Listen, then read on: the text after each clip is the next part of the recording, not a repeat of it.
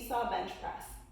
So for this one, it could be done on the floor if you need to, but ideally if you have, even like a coffee table would work if you don't have a bench.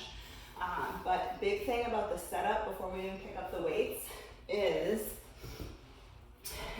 that if the height of the bench or the table or whatever you're on is a little bit too high and it pulls you into this huge arch, that's gonna flare the lower ribs where we're trying to close the lower ribs and allow more expansion up top. So if you need to put something under your feet so that you can keep your back pretty flat and keep the ribs down, put something under your feet. And then the actual movement. Oh, one more thing about setup is our weights are gonna start up top, but while we're in that position, make sure you pull your shoulder blades together and down, kind of like a V shape down your back, and then keep them there.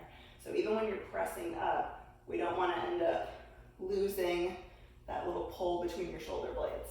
So your dumbbells can either end up being kind of like vertical or parallel to each other.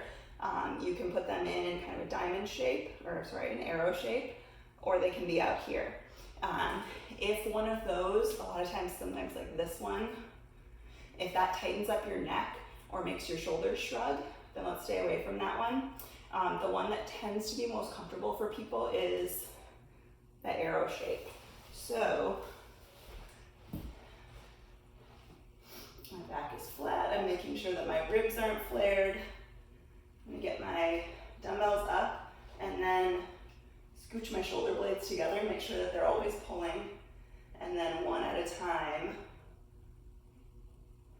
I'm gonna press.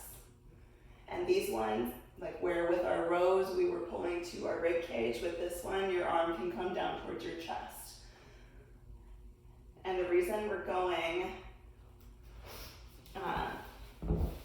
with alternating arms is because even though your back is flat on a bench, table, or floor, it still allows for a little bit of spinal rotation and therefore rib movement.